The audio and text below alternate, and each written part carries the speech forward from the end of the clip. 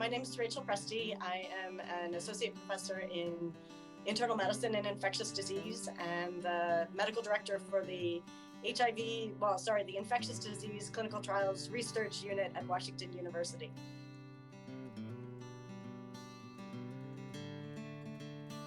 These vaccines have been really well studied, and I know people are concerned about how quickly we had vaccines available.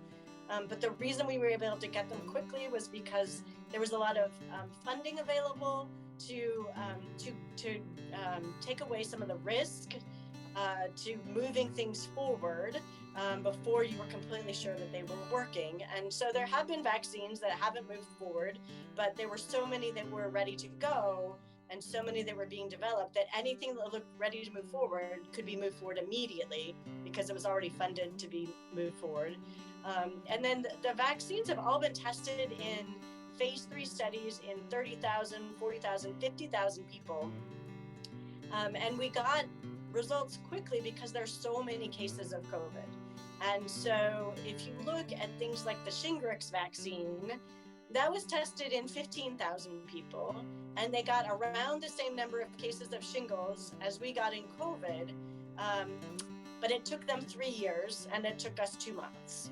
So the data on how well these work is probably better than the vast majority of phase 3 studies, and has probably been done in more people than the vast majority of phase 3 vaccine studies. So they're very well tested. You were not the first in line. You were not a guinea pig. They've been tested in hundreds of thousands of people at this point without a really serious safety concern, and with really good data that they work to prevent COVID infection.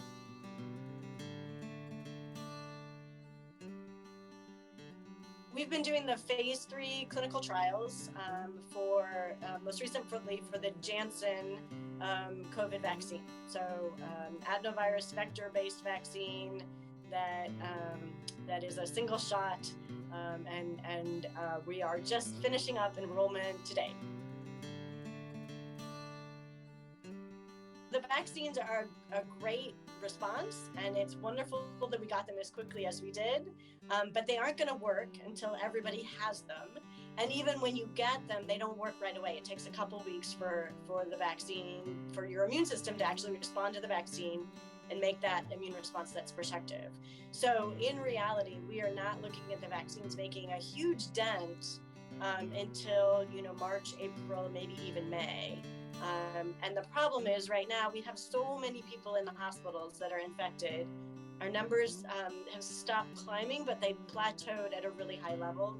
And unless we can make sure that people continue to socially distance, to not travel, to wear masks, to wash your hands, to stay home if you're sick, we just can't really afford to continue to have increasing cases, because the hospitals will get overwhelmed, and then we won't be able to take care of people the way we know how to take care of people.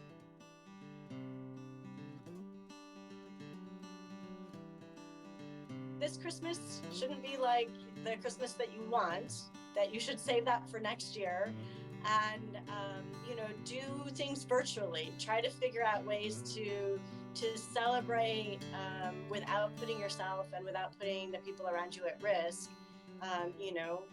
Do virtual parties, do takeout, celebratory dinners, and really protect yourself, because there's hope. There's hope for the future that this is going to be over. I think there's an end in sight, and we just don't want to lose any more people than we have to before we get there.